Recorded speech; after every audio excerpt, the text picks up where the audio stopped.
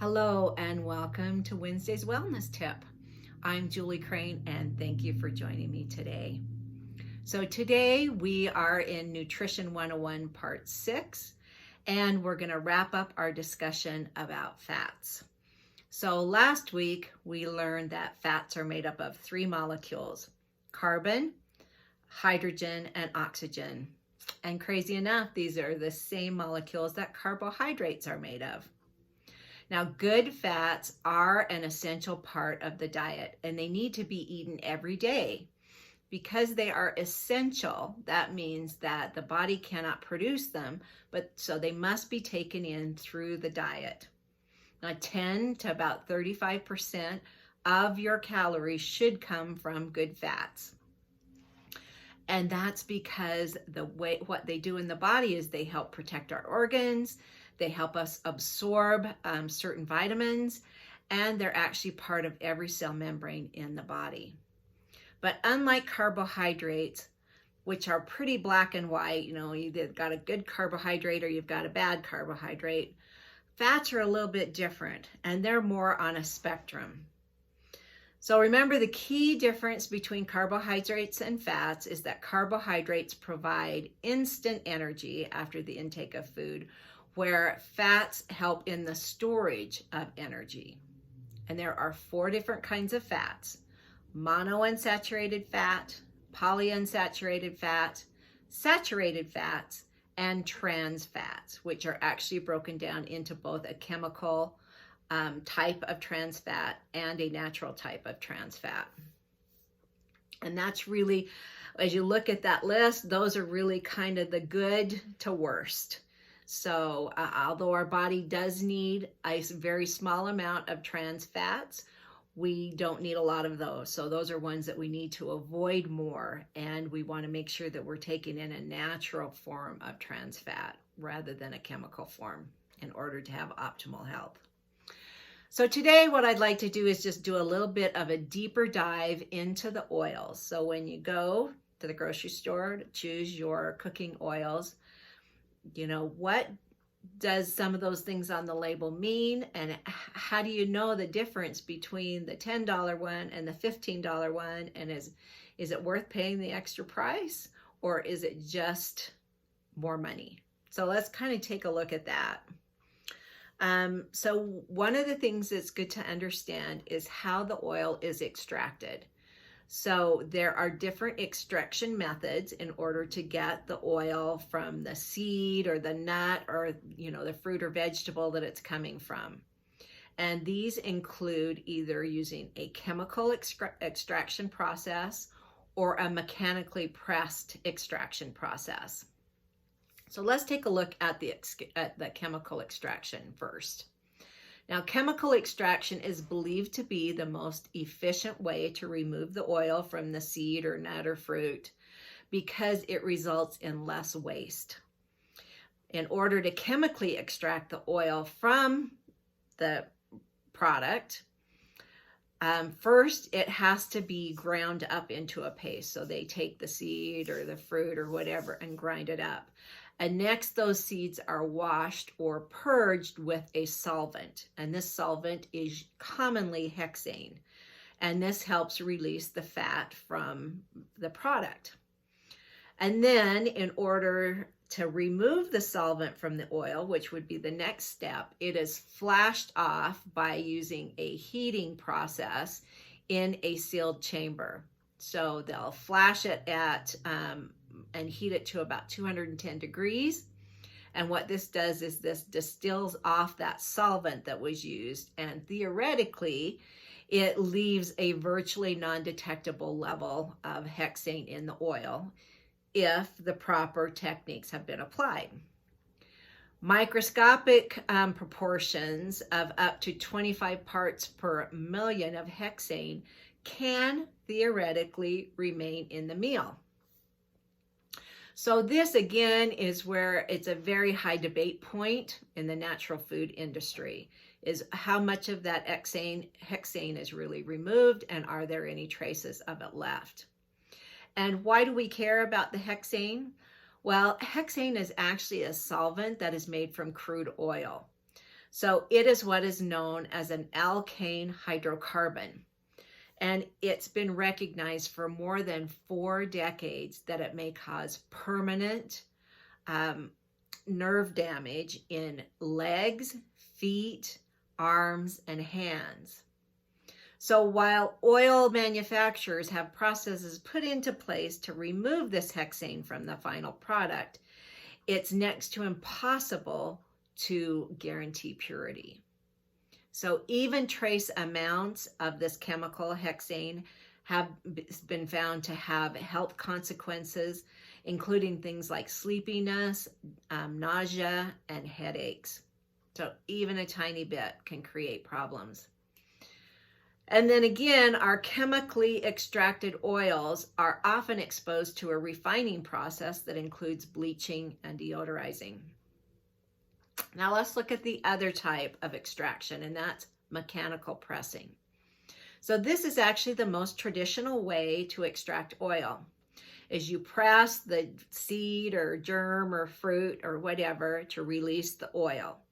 So there are 2 methods that are used to press oil. There's one that's called an expeller, or this is considered a hot pressing, and the second kind is cold pressing. Now, expeller pressing extracts the oil from the nut, seed, or other source using a mechanical process that relies on force instead of chemicals or other additives.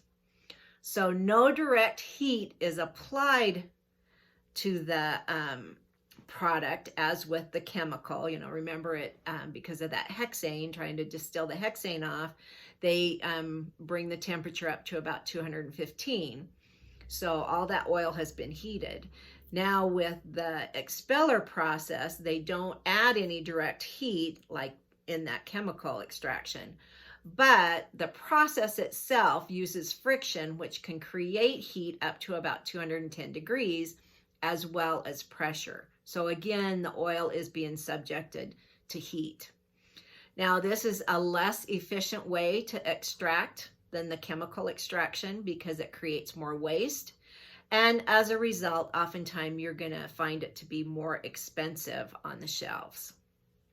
Now, cold pressing actually involves using a low resistance expeller press that's done at a very slow rate.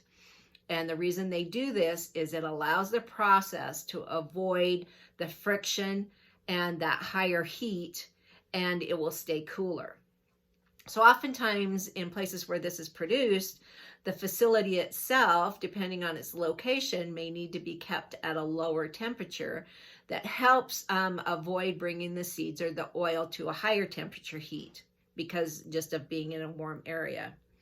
So cold pressing actually involves, again, no chemicals. There's no chemical use.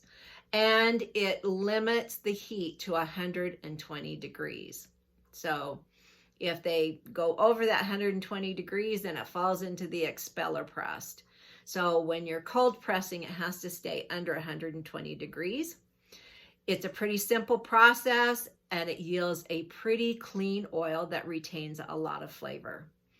It's common to cold press oils with delicate flavors that are easily altered by excessive heat. And examples of that can be things like olive oil, peanut oil, and sunflower oil. It's actually the least efficient of the methods. And cold pressed oils tends to be more expensive again because it's the least efficient method, has more waste, and tends to be more expensive. So another thing that we might see on the labels is refined or unrefined. And what exactly does that mean? Well, refined oils, the oil is actually subjected to a refining process, also known as the RBD process, which stands for refined, bleached, and deodorized. So this process is what actually gives canola oil such a consistently light color and flavor. It's also a very similar process that's performed on many vegetable oils, such as soybean, sunflower, safflower, and your refined olive oils. Some of these oils, including most of the canola oil, is also winterized or degummed as well. Now, this refined version of the oil is, again, typically very light and clear. They typically have a pretty neutral taste and flavor. And sometimes even extra aroma and flavors are actually added in after all this process is done, I guess to make them taste and smell a little bit better. Typically, they'll have a neutral taste and flavor. Refined oils are typically free from any kind of bad odor, so that's good. And they'll generate less of that lamp black when cooking, or, not having as much heavy smoke, patches, or stains on your kitchen walls. And they're easy to store, and they remain stable on the shelf much longer. But extraction using the heat also results in a considerable loss in the nutrient value and a loss of aroma and flavor. That's why they try to add it back in. Many of the refined oils are actually coming from genetically modified crops. And refined oils often contain a large amount of omega-6 fatty acids. And that's creating a problem because so much of our food is processed with these refined oils that we're getting too much omega-6 and not enough omega-3. And this is going to cause an imbalance in the body, which can lead to chronic inflammation. So the other option is looking for unrefined oils. So unrefined oils begin as cold pressed oils, and they're extracted, during pressure, not using heat. And this leaves these unrefined oils more authentic in their taste, flavor, color, and smell. Unrefined oils, again, are not treated with chemicals, and they do not receive any deodorizing or bleaching, but they're left in their natural state. So they, again, retain most of their natural nutrients, and they often contain a good proportion of oleic acid, which is an omega-9 fatty acid. Now, oleic acid is needed by the body and the body's cells for proper membrane fluidity, making sure that the cell membrane has a thick enough layer.